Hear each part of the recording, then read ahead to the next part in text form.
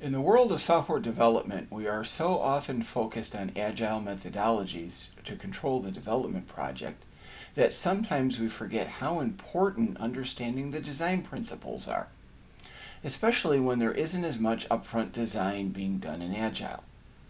Object-oriented design principles provide a robust, extensible design, and Agile depends on a robust, extensible design to support the iterative cycle. We get there with dry and solid, grasp, and ideas like the low representational gap. In 1999, Andy Hunt and Dave Thomas coined "don't repeat yourself" in their book The Pragmatic Programmer. In 2000, Robert Martin gave us a paper, Design Principles and Design Patterns, where he introduced 5 important object-oriented design principles. He reinforced these in his 2008 book, Clean Code. The ones that are highlighted, single responsibility, open, closed, and dependency inversion, are what we are going to touch on in this presentation. Craig Larman's 1997 book, Applying UML and Patterns, introduced us to General Responsibility Assignment Software Patterns, or GRASP. These patterns are used to tell us where some functionality should go in the design of our application. Again, the ones which are highlighted are the ones that we are going to focus on here. In the same book, Craig introduced us to the idea of the low representational gap. It turns out that object-oriented programs do not precisely model the problem domain. For example, in our program, a customer object will carry customer information. It doesn't actually behave the way a customer would inside of a store. But software should follow the problem domain as close as possible.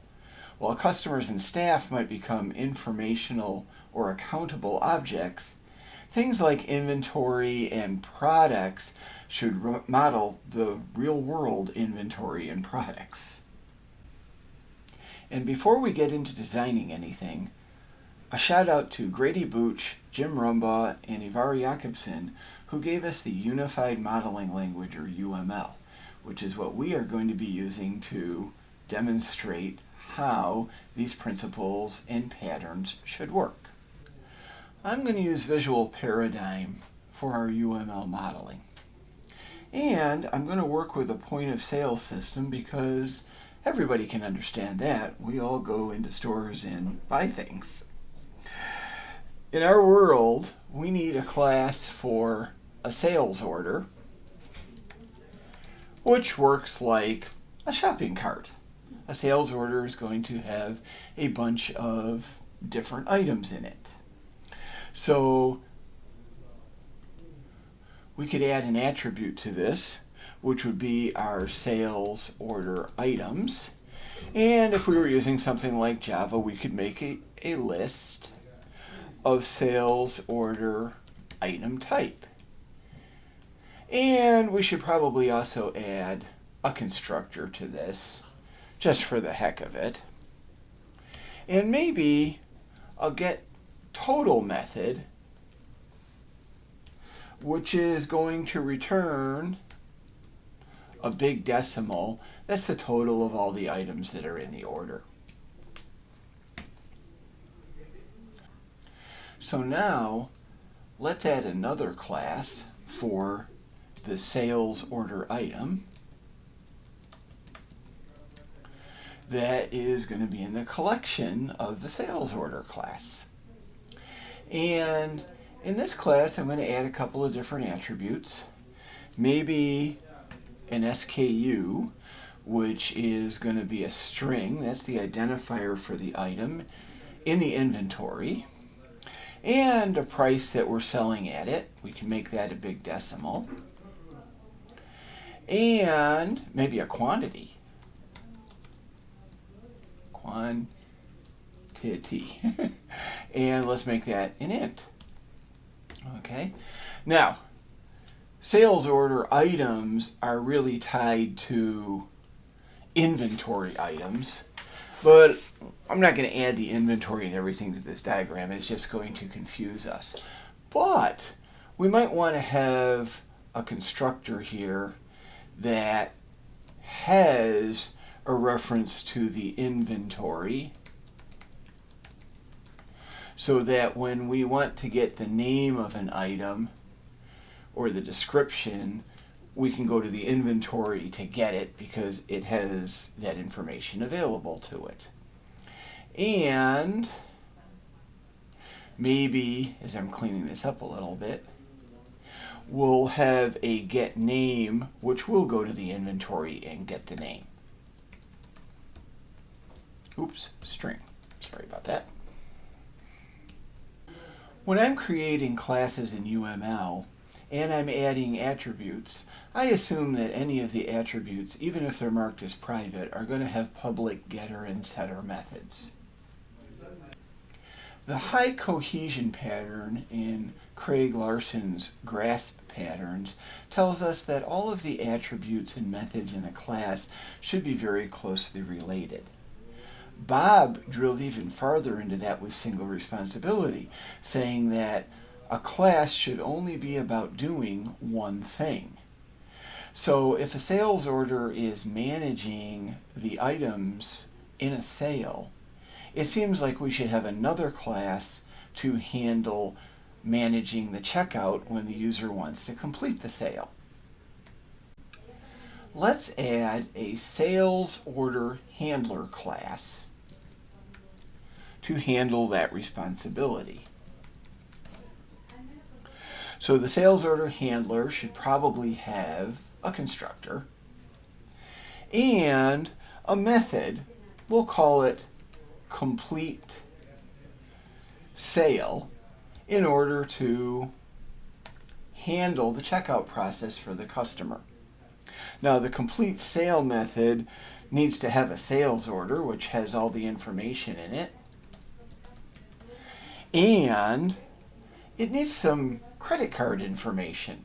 So we can have a card info parameter for the method that is of type card info that'll hold that information for us. And let's return a Boolean value to tell whether or not the completion of the sale actually worked. So, right off the bat, a sales order handler is going to manage a sales order. So let's make a connection between this and the sales order class. And it's going to manage it. Now, the sales order doesn't really know anything about the sales order handler, so I'm going to mark this end of the connection as not navigable. So the sales order handler can go to the sales order, but the sales order can't go back.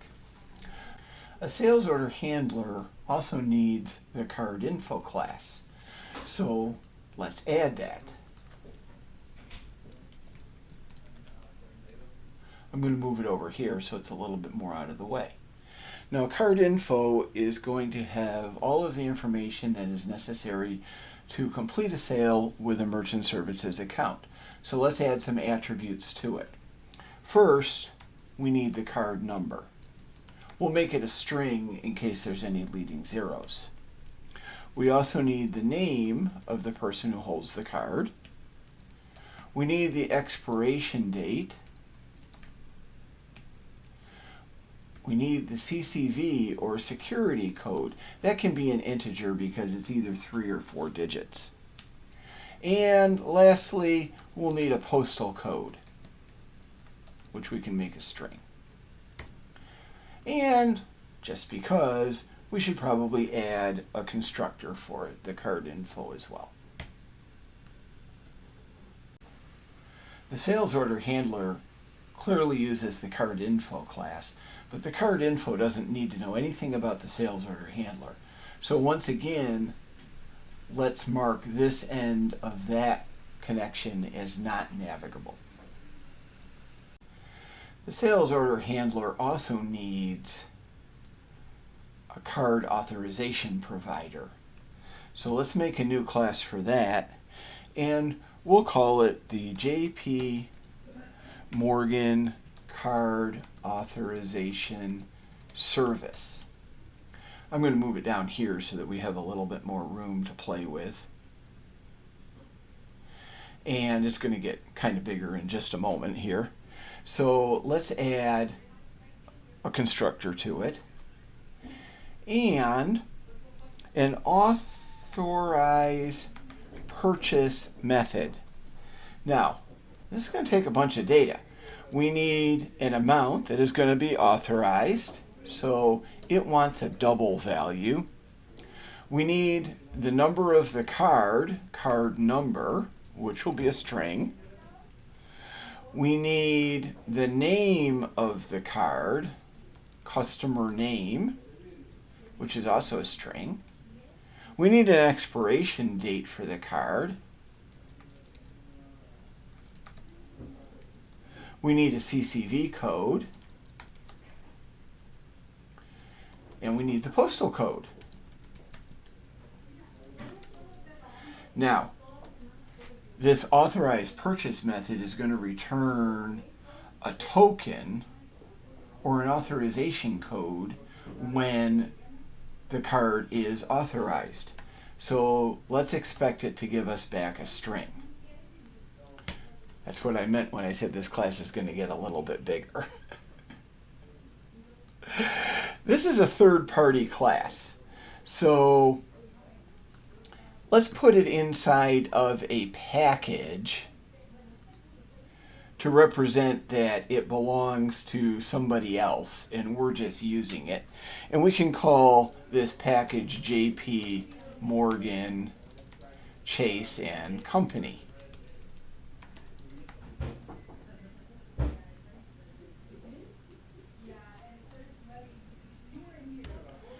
Again, the authorization service doesn't know anything about the sales order handler, so we're going to make sure that it can't navigate backwards to it. Now, what happens if your boss comes and tells you you're going to change service providers? Let's add a new service provider down here in our diagram, and we'll make it Intuit, another company that provides services. And in here, let's add a class, the Intuit authorization provider. Again, we're going to add a constructor to it and a method to handle authorization. In this case, this provider uses the authorize method, and they want an amount which is a big decimal. They want a name for the customer, a card number for the credit card, the expiration date,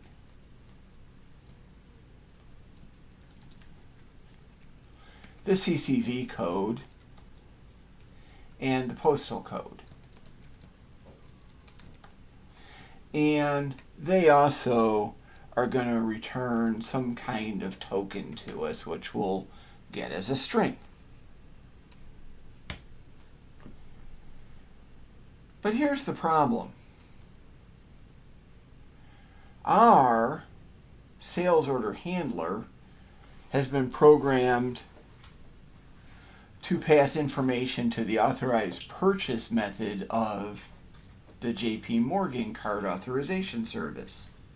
So we're going to have to rewrite it if we want it to use a different format to pass the information to an Intuit authorization provider.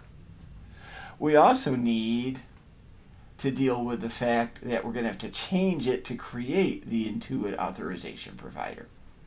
This all violates Bob Martin's open-closed principle, which really reads open for extension and closed for modification. So once the sales order handler has been written, I really don't want to have to open it up and modify it to handle the new Intuit authorization provider. So Bob Martin's dependency inversion says that we shouldn't depend on concrete classes, but we should depend on abstractions. Let's add an interface for the sales order handler and we'll call it the authorization provider. And we can make this really simple. We can add a method to handle the authorization. Let's just call it authorize. And it's going to take an amount, which is a big decimal, and a card info instance. That's the information we have for the card. And let's have it return a token, which is a string. Now, I'll have the sales order handler use the interface, the abstraction. Now, we can make a new class that realizes or implements the interface. We'll call it the JPMC authorization adapter. The purpose of this class is to create and use an instance of the authorization service. Again, we don't want this to be navigable in the backwards direction. We can make another class that realizes the interface for Intuit.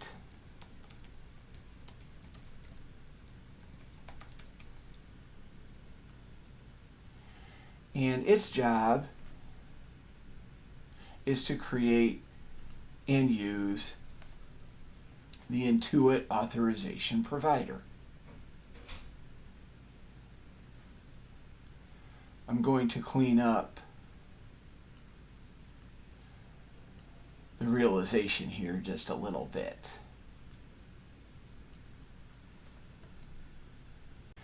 Again, this implements Bob Martin's dependency inversion. So the sales order handler is tightly coupled to the abstraction, not either of the concrete implementations. The adapter classes will go from the abstraction to one of the concrete implementations. But we still have a problem because the sales order handler needs to know which of the authorization service providers to actually create. That makes the sales order handler a bit schizophrenic. It doesn't know what its primary responsibility is. Is it to complete the sale, or is it to create the correct authorization service provider?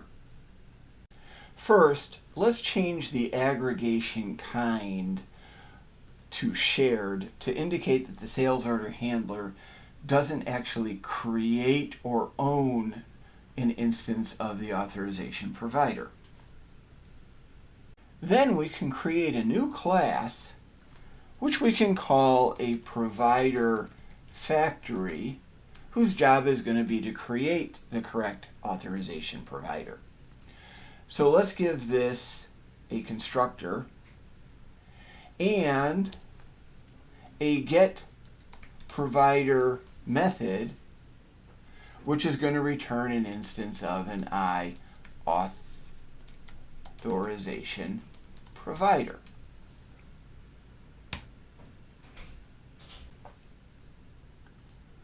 We'll add a note to remind ourselves that we want to read the application configuration to find out what provider to actually create.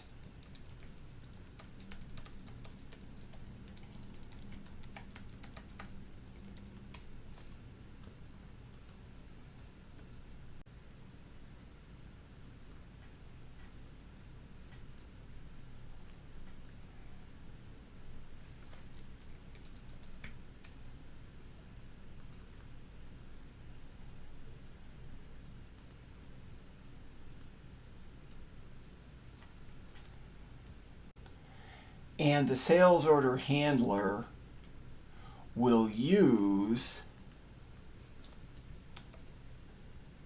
the factory to create the correct provider.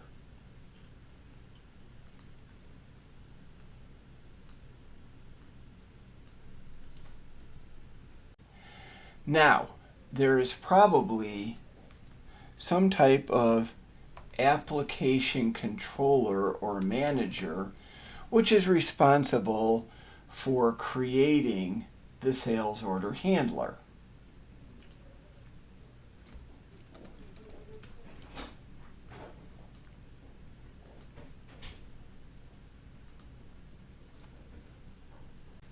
Instead of the sales order handler being responsible for finding the provider factory and getting the authorization provider, why don't we make the application manager responsible for doing this? The application manager could pass the authorization provider to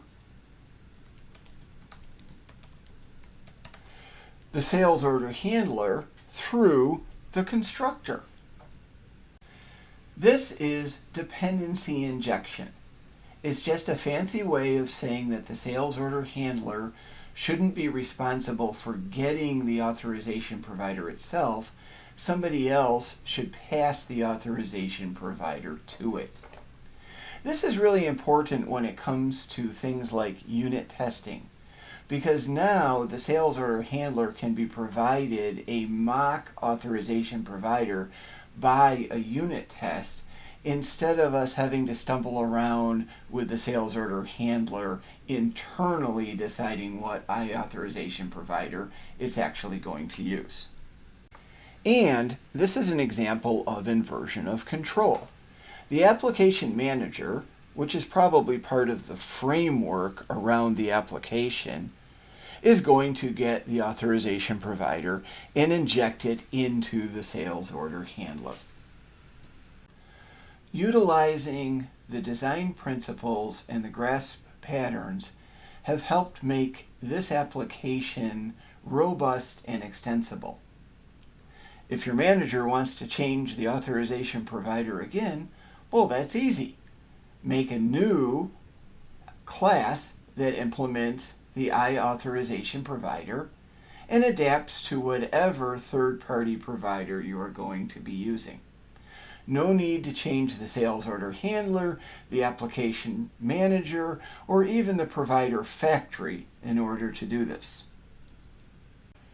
In 1994, the Gang of Four gave us design patterns, elements of reusable object-oriented software.